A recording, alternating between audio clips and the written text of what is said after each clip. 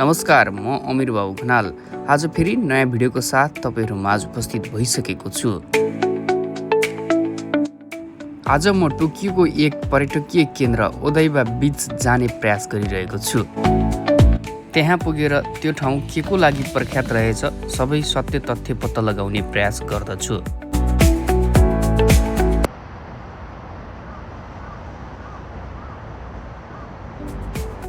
म बस्ने ठाउँबाट ओदाइबा ब्रिज ट्रेनमा लगभग 1 घण्टाको दूरीमा छ। म ट्रेन यात्रा हुँदै उक्त ठाउँतर्फ लाग्दैछु। ट्रेनबाट झरेँ, अब स्टेसन बाहिर जानेछु र त्यहाँको दृश्य हेर्नेछु।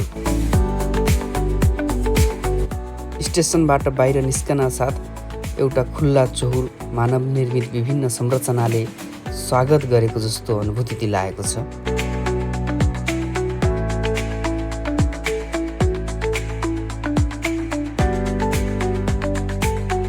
व्यवस्थित सडक, गगनचुम्बी भवनहरू, विभिन्न डिजाइनको यसले यस क्षेत्रको आकर्षणमा झन थप गरेको छ। यो ठाउँबाट ओदाइबा बीच 10 मिनेटको दूरीमा रहेछ। अब 10 मिनेट हिँड्ने प्रयास गर्दछु।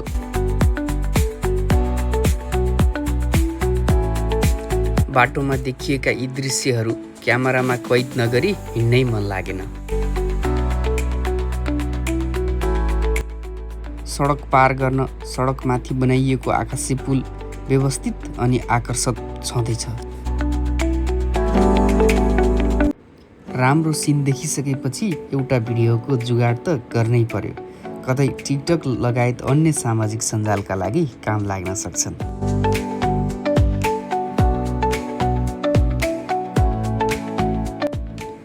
अब भने म समुद्रको किनार ओदाइबा बीचमै आइपुगिसकेको छु।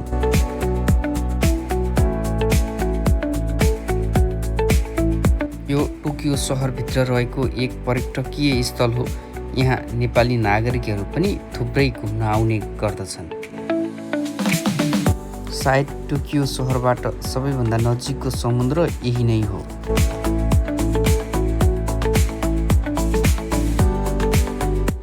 सायद दिनको मध्याह्न भएर होला यहाँ पर्यटकको सङ्ख्या भने पातालो छ।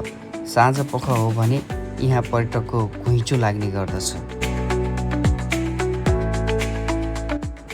पारिपट्टि देखिएको टोकियो सहर, गगनचुम्बी भवनहरू, व्यवस्थित र आकर्षक यसले यस ठाउँको आकर्षण थप्न झन मद्दत गरेको छ।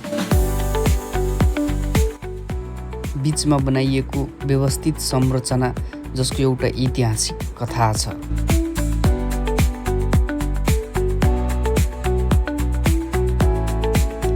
जापानले यस स्थानलाई राष्ट्रिय ऐतिहासिक स्थलको रूपमा मान्दै आएको छ। यो मानव निर्मित संरचना 1853 आजभन्दा लगभग 180 वर्ष अगाडि बनाइएको हो। जापानले यस क्षेत्रलाई उच्च सुरक्षाका साथ संरक्षण गरेर राखिएको पाइएको छ। सायद यो क्षेत्रको अर्थ गहिरो भएर होला।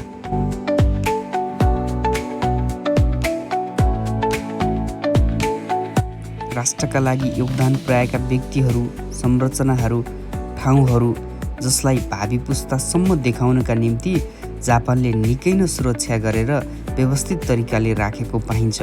सायद नेपालमा पनि यो परम्परा छ। सानो समुद्रको माझमा बनाइएको यो मानव निर्मित आकर्षक टापु यहाँ उभिँदा म समुद्रको माझमा छु भन्ने अनुभूति नै हुँदैन।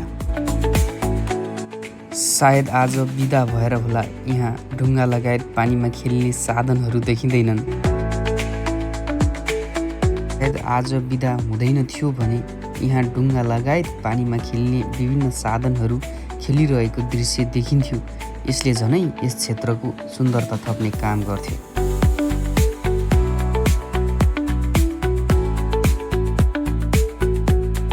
यस स्थलको क्षेत्रफल ठुलो छ। सबै त घुमेर भ्याइँदैन, केही टुक्रा मात्र घुम्ने प्रयास गरेको हुँ।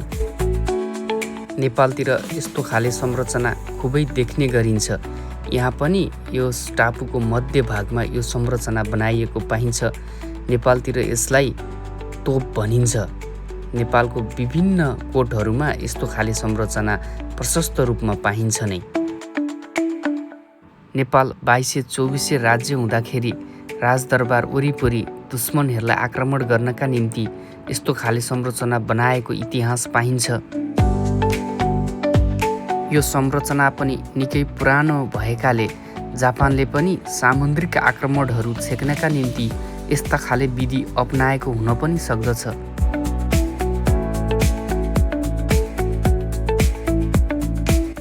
जापानमा पनि सल्लाका रुखहरू प्रशस्त रूपमा पाइँदो रहेछ।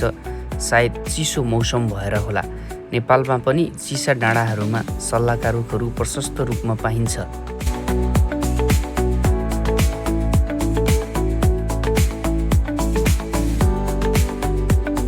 समुद्रमाथि उडिरहेका चराहरू, समुद्रमा देखिएका फ्याटफुट्ट डुङ्गाहरू, बनाइएका आकर्षित संरचनाहरू, शान्त वातावरण जसले मनै भुल्याउने, मनका पीडाहरूलाई बिर्साएर प्रकृतिसँग रम्न सिकाउने।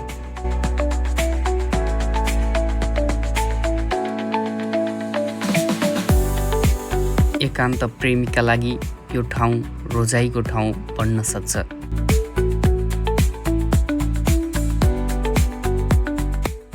जमेर बसेका पानीहरू, सुस्तरी चलिरहेका हावाहरू, मधुर स्वरमा सुनिएको चराको आवाजहरू, जाडो महिनामा पारिलो घाम, एकान्त प्रेमीका लागि योभन्दा कहाँ होला र उत्तम ठाम।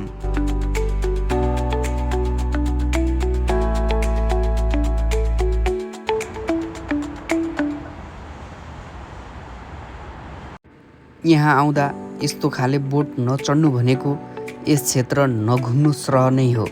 आज म एक्लै भएर चढ्ने प्रयास गरिन। अर्कोचोटि आउँदा बोट चढेर पुनः अर्को भिडियो बनाएर तपाईँहरू माझ ल्याउने नै छु। यो ठाउँमा आउन म्यापमा गएर ओदाइबा बीच सर्च गर्नुभयो भने देखाउँदछ। टोकियोबाट नजिक छ, सबैलाई पाएक पर्छ होला नै।